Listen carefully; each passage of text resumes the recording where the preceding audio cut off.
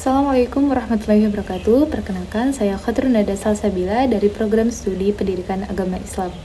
Nah, di sini saya akan menyampaikan materi tentang konsep dasar pendidikan Islam. Pendidikan Islam itu diartikan ada 3 arti. Yang pertama ada taklim, yang kedua ada tarbiyah, dan yang ketiga ada takdib.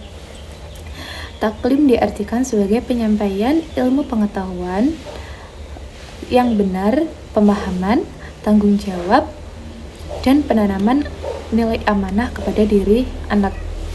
Yang kedua ada tarbiyah. Tarbiyah yaitu memfokuskan pada bimbingan anak untuk mencapai atau menumbuhkan potensi anak sehingga dapat berkembang secara sempurna.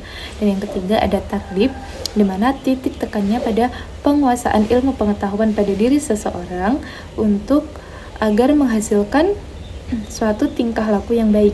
Nah, selanjutnya ada konsep dasar dari pendidikan Islam itu sendiri meliputi dari 5 aspek. Yang pertama ada tauhid. Tauhid diartikan sebagai menegakkan keesaan Allah sebagai fondasi dari segala aspek kehidupan manusia. Nah, yang kedua ada akhlak. Akhlak merupakan suatu penanaman karakter mulia pada diri seseorang yang sesuai dengan nilai-nilai ajaran Islam. Yang ketiga ada ilmu. Ilmu merupakan ilmu pengetahuan yang bermanfaat. Selanjutnya ada iman. Iman diartikan sebagai keyakinan dan keteguhan hati pada diri seseorang terhadap rukun iman. Dan yang terakhir ada amal. Amal merupakan suatu implementasi dari ilmu dan iman yang kemudian diimplementasikan berupa dengan tindakan yang nyata. Baik, selanjutnya ada perkembangan diri peserta didik. Perkembangan itu sendiri diartikan sebagai suatu pertumbuhan atau perubahan menuju kepada tahap atau tingkatan yang lebih tinggi. Nah, perkembangan yang pertama ada perkembangan fisik. Perkembangan fisik ditandai dengan kemampuan berbicara, berpikir, bercita-cita, di mana segala potensi itu digali melalui belajar.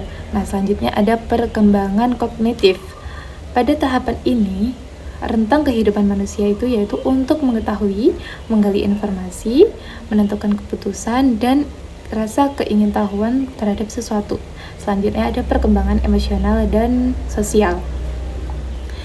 Emosi merupakan kunci atau dasar dalam perkembangan kepribadian dan sosial. Emosi itu penting untuk dimiliki oleh peserta didik karena peserta didik itu memiliki kebutuhan untuk mempertahankan diri, membuat keputusan, dan berinteraksi.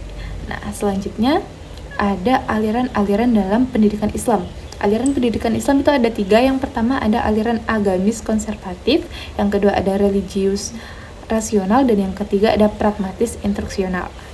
Aliran yang pertama yaitu aliran agamis konservatif, di mana aliran ini menekankan pada murni ajaran keagamaan. Aliran ini membagi ilmu itu menjadi 2. Yang pertama ada ilmu wajib, dan yang kedua ada ilmu wajib kifayah. Ilmu wajib merupakan ilmu-ilmu keagamaan, sedangkan ilmu yang wajib kifayah merupakan seperti ilmu kedokteran dan ilmu hukum, ilmu perhitungan. Nah, yang kedua ada aliran religius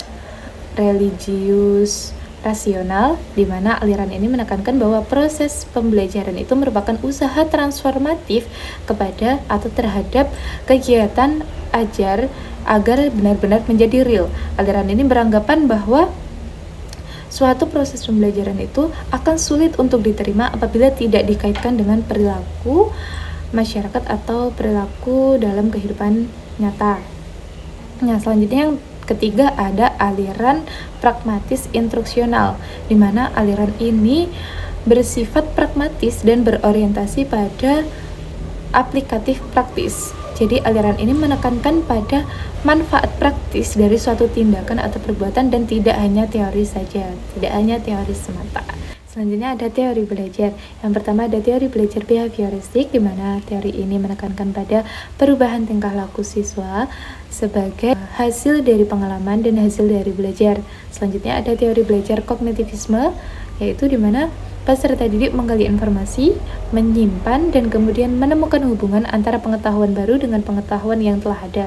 Selanjutnya ada teori belajar konstruktivisme, menekankan pada kebebasan siswa untuk menggali pengetahuannya sendiri serta upaya mengkonstruksi sebuah pengalaman, di mana teori ini menekankan pada peserta didik untuk menggali kompetensinya sendiri untuk mengembangkan dirinya. Selanjutnya ada teori humanistik yang dikenal dengan memanusiakan manusia, di mana teori ini menekankan pada bahwa proses pembelajaran itu akan berhasil apabila seorang siswa telah berhasil mengenali dirinya dan lingkungannya, di mana teori ini tidak hanya menekankan pada aspek kognitifnya saja, tetapi juga menekankan pada aspek afektif dan psikomotorik. Nah, selanjutnya kita akan belajar tentang model dan strategi pembelajaran, yaitu suatu pola yang dijadikan sebagai pedoman dalam merencanakan atau merancang suatu kegiatan pembelajaran. Di sini ada model pembelajaran langsung. Model pembelajaran langsung merupakan di mana dirancang bagi siswa untuk memahami suatu materi yang terstruktur tahap demi tahap. Nah, yang selanjutnya ada model pembelajaran berbasis masalah, di mana menekankan pada siswa untuk saling bekerja sama dalam menyelesaikan suatu masalah dalam kehidupan nyata. Selanjutnya ada model pembelajaran berbasis project, di mana model ini mendorong siswa atau meminta siswa untuk merancang suatu produk. Nah, selanjutnya ada model pembelajaran kooperatif yang berpusat pada siswa yang saling berinteraksi dan secara berkelompok untuk mencapai suatu tujuan pembelajaran melalui media yang telah dirancang sebelumnya. Selanjutnya yaitu tentang filsafat pendidikan.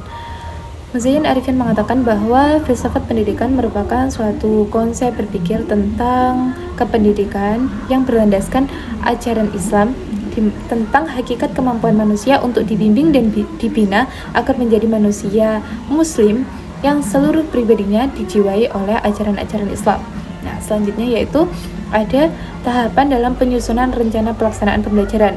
Yang pertama yaitu mengisi kolom identitas, menentukan alokasi waktu, menentukan standar kompetensi, kompetensi dasar dan indikator, merumuskan tujuan, mengidentifikasi materi, menentukan metode pembelajaran, menentukan langkah pembelajaran, menentukan alat, bahan, dan sumber belajar, serta penyusunan kriteria penilaian.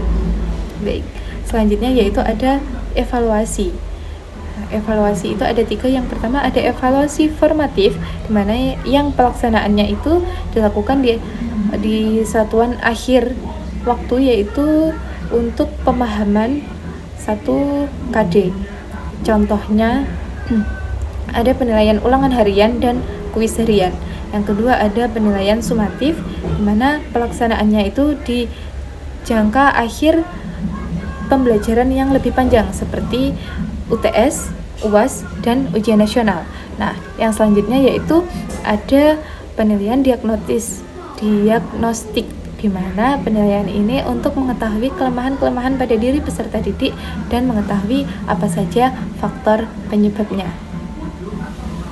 Selanjutnya ada tentang kompetensi guru.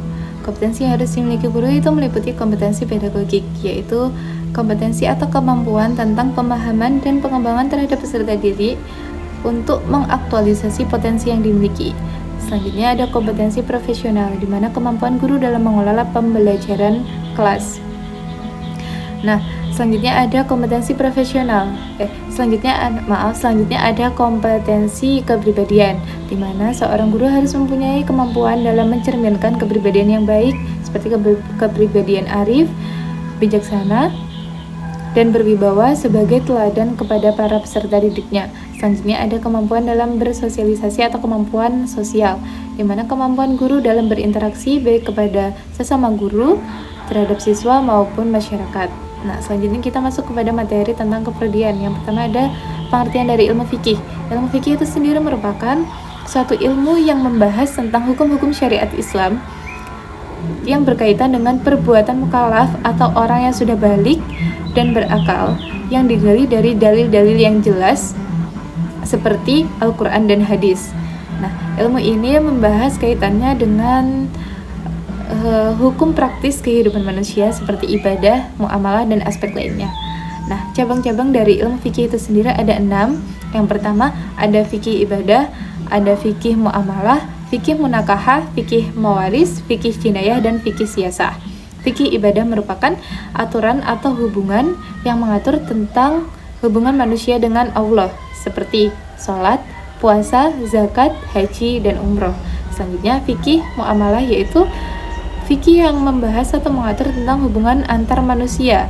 Contohnya jual beli, pinjam meminjam, dan sewa menyewa. Selanjutnya ada fikih munakahah, yaitu fikih yang mengatur tentang hubungan antar keluarga seperti pernikahan, cerai, dan hak-hak dan kewajiban seorang suami istri. Nah, selanjutnya ada fikih mawaris, di mana hukum ini mengatur tentang pembagian harta waris dengan ketentuan sesuai dalam Al-Quran. Nah, selanjutnya ada fikih jinayah, yaitu tentang hukum atau tata pidana Islam. Selanjutnya ada fikih siasa, di mana merupakan suatu tata kelola dalam pemerintahan. Baik, selanjutnya ada materi tentang sholat. Nah, sholat sendiri dapat diartikan sebagai doa ataupun secara istilah dapat diartikan sebagai suatu ibadah yang diawali dengan niat beserta takbiratul ihram serta diakhiri dengan salam. Nah, sholat itu sendiri dibagi menjadi dua, ada sholat fardu dan sholat sunnah. Sholat fardu yaitu sholat yang harus dikerjakan oleh umat muslim, di mana ada syarat wajibnya. Yang pertama yaitu beragama Islam, yang kedua berakal, dan yang ketiga balik.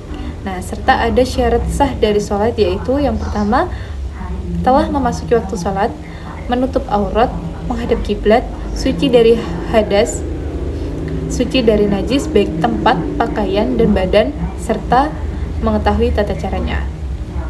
Nah, selanjutnya yaitu ada Al-Quran, pengertian Al-Quran. Al-Quran itu merupakan suatu bacaan atau secara istilah Al-Quran dapat diartikan sebagai firman atau kalam Allah yang diberikan atau diturunkan kepada Nabi Muhammad melalui perantara malaikat Jibril.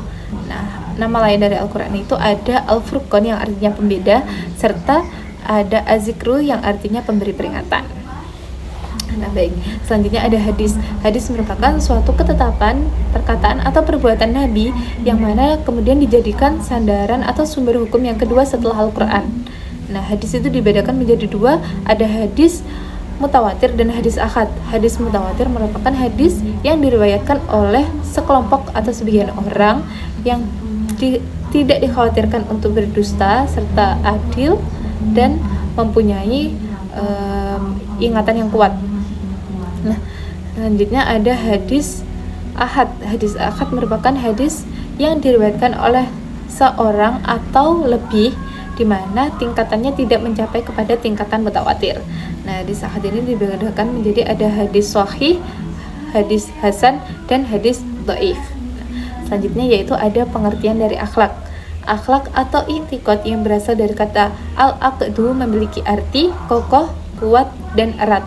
Jadi akhlak dapat dikatakan sebagai suatu keyakinan yang kuat terhadap sesuatu tanpa adanya suatu keraguan. Nah, selanjutnya ada iman.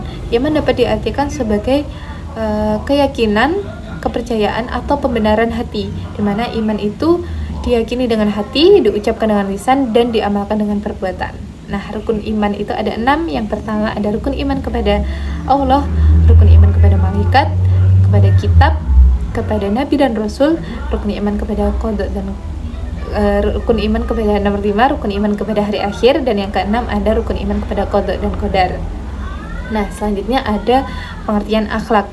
Akhlak berasal dari bahasa Arab khuluq yang artinya perangai, tabiat, dan agama. Sedangkan menurut KBBI, akhlak diartikan sebagai watak, tabiat, atau perangai. Nah, baik.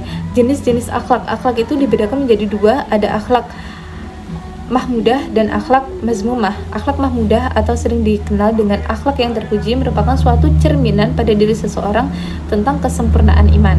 Nah, sedangkan akhlak mazmumah atau akhlak yang tidak terpuji merupakan suatu cerminan pada diri seseorang tentang perilaku yang tidak menyenangkan kepada orang lain.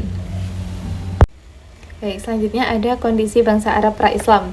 Nah, kondisi bangsa Arab pra-Islam atau yang sering dikenal dengan era jahiliyah ini ditandai dengan kondisi sosial, politik, dan agama yang buruk. Nah, masih banyak masyarakatnya yang hidup dalam kebodohan agama. Ditandai dengan banyaknya terjadi perbuatan-perbuatan keji, masih maraknya terjadi perbuatan keji seperti halnya perbudakan, penguburan bayi perempuan secara hidup-hidup, judi-judian, mabuk-mabukan, peperangan antar suku, poligami, dan lain sebagainya. Selain itu, keyakinan dari masyarakatnya itu masih sangat beragam. Masih banyak masyarakat yang menyembah berhala dan mengikuti tradisi pagan.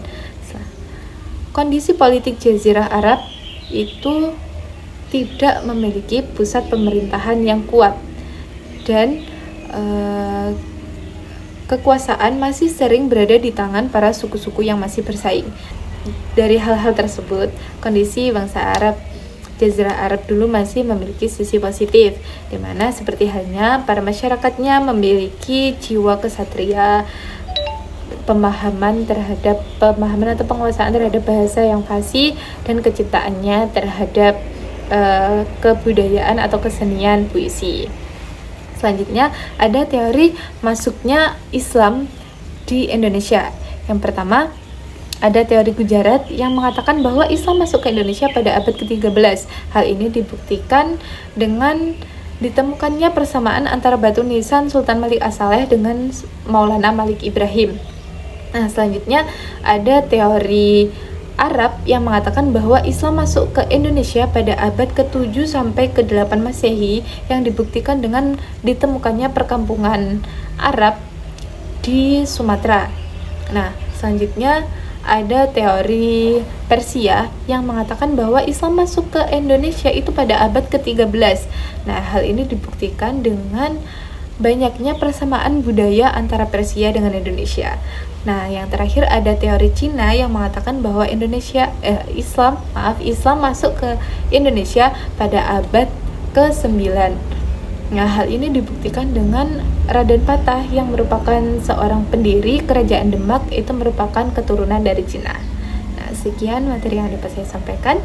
Mohon maaf atas kurangnya. Wassalamualaikum warahmatullahi wabarakatuh.